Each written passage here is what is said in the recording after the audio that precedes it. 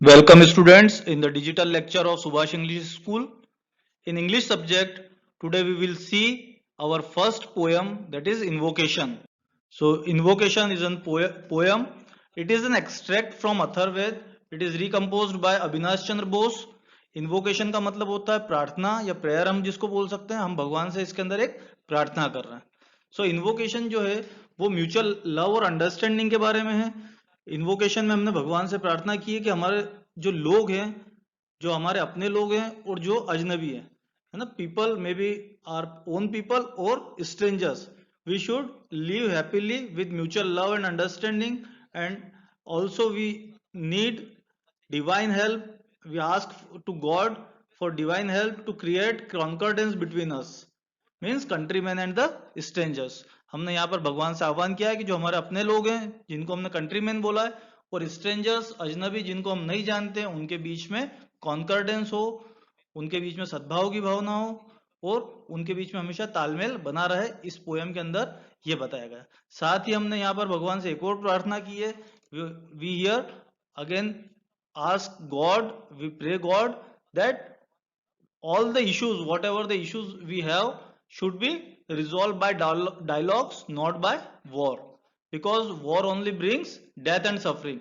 We already see many consequences of war, that we can't get anything by war. All whatever the issues we have, we should solve them by dialogue. So let's see what is this poem. Now see explanation of this poem line by line. So let's see first line. Let us have conquered with our own people. So यहाँ पर हमने बोला है कि हे भगवान, हम यहाँ पर हम प्रेयर कर रहे हैं, जैसा कि मैंने आपको पहले भी बताया है. यहाँ पर हम भगवान से बोल रहे हैं कि हमारे अपने लोगों के साथ हमारा कॉन्कर्ड हो. कॉन्कर्ड का मतलब तालमेल, सामंजस्य भी बोल सकते हैं जिसको, और समझने के लिए हम ये भी बोल सकते हैं कि उनके साथ हमारी अच्छी भावना हो, सद्भावना हो. And concord with people who are strangers to us. साथ ही हम भगवान से ये भी प्रार्थना कर रहे हैं कि जो हमारे अजनबी हैं, जिनको हम नहीं जानते, उनके साथ भी हमारा कॉन्कर्ड हो, तालमेल हो, सामंजस्य हो. एस्विंस, एस्विंस का मतलब होता है ड्यूअल गॉड. जैसे कि हिंदू धर्म में हम जितने भी भगवान देखते हैं वो सारे ड्यूअल फॉर्म में होते हैं. जैसे शंकर पार्वती, राधा कृष्ण, ये सब ड्यूअल फॉर्म में. तो ड्यूअल फॉर्म में जो गॉड होते हैं, ऐसे ही एक गंधर्व करके भगवान होते हैं जिनको हम एस्विंस बोलते हैं. तो we are here request Asvins create between us and the strangers. हमने एस्विंस को यहाँ क्यों कॉल किया है? क्योंकि एस्विंस अपने आप में किस चीज का प्रतीक है? एकता का. Asvins here symbolizing perfect unity of the two people. That's why we are call here Asvins. तो Asvins create between us and the strangers a unity of hearts. तो यहाँ पर हम एस्विंस को कॉल करते हुए प्रेयर कर रहे हैं कि हमारे और अजनबियों के बीच में यूनिटी ऑफ हार्ट्स हो, हमारे दिल सब में एकता हो. Now we see may be unite in our minds. अब यहाँ पर माइंड्स से मतलब हमारे थॉट्स से है, कि हमारे जो विचार हो वो एक हो, उनमें एकता हो. यूनाइट इन आवर पर्पसेस, हमारे उद्देश्य भी एक ही हो. And not fight against the divine spirit within us, और हमारे अंदर जो एक देवी आत्मा है उससे हमारा कभी द्वंद्व ना हो. मतलब हम हमारे दिमाग में कभी कंफ्यूजन ना आए. इस लाइन का मतलब ये होगा कि कंफ्यूजन कब तभी आता है जब हमारे जो आत्मा है उसके साथ में कोलैबोरेशन नहीं हो पाता, उसके साथ में सामंजस्य नहीं होता है, तभी कंफ्यूजन होता है. तो हम भगवान से प्रार्थना कर रहे हैं, may be unite in our minds, unite in our purposes, and not fight against the divine spirit within us. जो हमारे अंदर डिवाइन स्पिरिट है उससे हमारा झगड़ा ना हो. Now let not the battle cry rise amidst many slain. यहाँ पर कुछ वर्ड्स है, जैसे एमिस्ट, एमिड्स का मतलब होगा के बीच में. किसके बीच में? Battle cry. बैटल क्राई मतलब युद्ध के बीच में जो चीख पुकार मचती है, जिसके अंदर काफी लोग मारे जाते हैं. स्लेन का मतलब यहाँ पर क्या होगा? काफी लोगों का मारा जाना. तो जो युद्ध के अंदर बहुत लोग मारे जाते हैं, तो वो ऐसा नहीं होना चाहिए. और हमारे जो भी इश्यूज हैं वो सारे डायलॉग से सॉल्व होना चाहिए, ना कि बैटल से. So not the arrows of the war god fall with the break of the day. हम यहाँ पर देखते हैं, यहाँ इस लाइन का मतलब ये हुआ कि युद्ध के अंत में किसी को कुछ भी हासिल नहीं होता, सिर्फ डेथ और सफरिंग ही हासिल होता है युद्ध से. तो इसमें यह कहा गया है लास्ट की दो लाइन में कि हमारे सारे झगड़े जो हैं वो बातचीत से सॉल्व होना चाहिए, ना कि युद्ध से. युद्ध से सिर्फ डेथ और सफरिंग होता है और सब लोग परेशान होते हैं और किसी को कुछ भी हासिल नहीं होता। तो ये इस पोयम का एक्सप्लेनेशन है। शॉर्ट पोयम है, 8 लाइंस का छोटा सा वर्स है। इसको आप लाइन वाइज लाइन समझ ही गए। तो अब हम इसके क्वेश्चन आंसर्स देखेंगे। So here are one sentence questions. ये आपको अपनी कॉपी में लिखना है। सभी सारे क्वेश्चंस कॉपी के अंदर लिख लेंगे इनको, और इजी क्वेश्चन है, ये आपको खुद से समझना है। Now see 50 to 60 words question, ये एग्जाम के अंदर 2 मार्क्स में आते हैं। First question, which are the two kind of people referred in the words. Question है किन दो प्रकार के लोगों के बारे में इस वर्ड्स के अंदर बात की गई है। तो जैसा कि हमने पढ़ाई है पोयम के अंदर, इसमें दो प्रकार के लोगों के बारे में बात की गई है। पहले वे जिन्हें हम जानते हैं, हमारे अपने लोग, और दूसरे अजनबी जिनको हम नहीं जानते। तो क्या हो जाएगा, पहला तो our own people and second are strangers। तो अपन इस आंसर को स्टार्ट करते हैं। The words invocation is extracted from Atharvaveda. Atharvaveda से लिया गया। Here the poet referred two kind of people, दो प्रकार के लोगों के बारे में बताया यहाँ पर।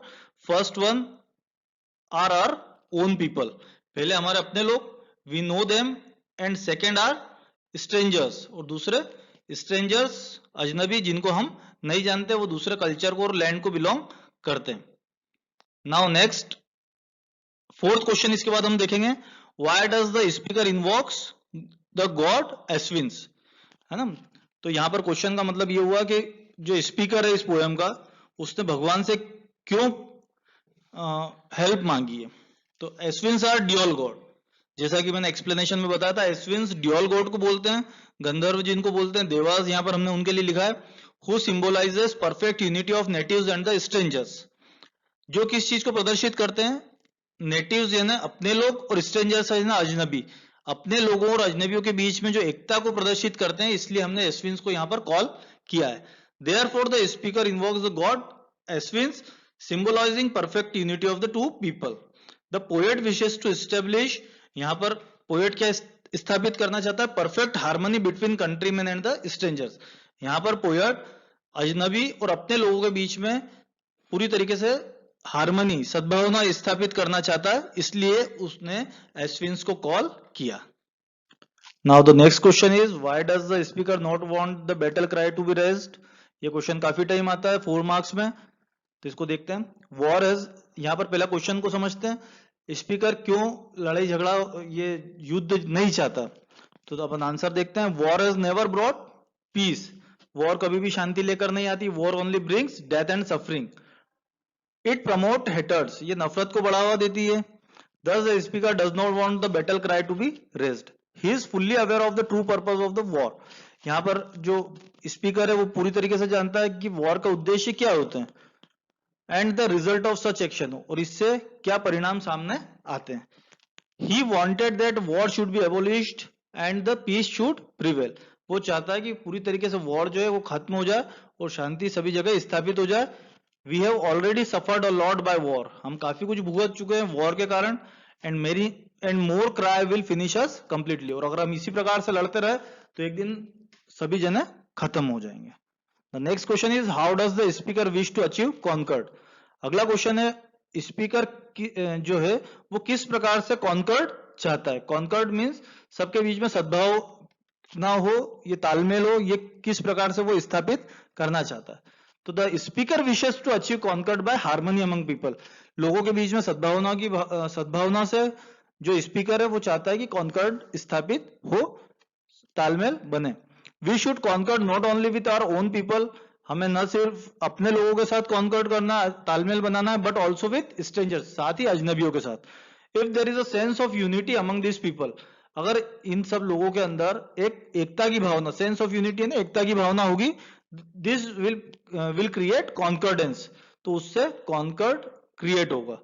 हियर इन द पोयम, यहां पर पोयम के अंदर speaker ask for divine help, यहां पर जो स्पीकर है वो डिवाइन हेल्प चाहता है। डिवाइन हेल्प मतलब भगवान की मदद चाहता है, ताकि सब जगह जो कॉन्कर्डेंस है वो क्रिएट किया जा सके। Students, I hope you like this video, understand this poem, it is an very important poem, बहुत बार एग्जाम में आती है, इसके काफी क्वेश्चंस एग्जाम में पूछे जाते हैं।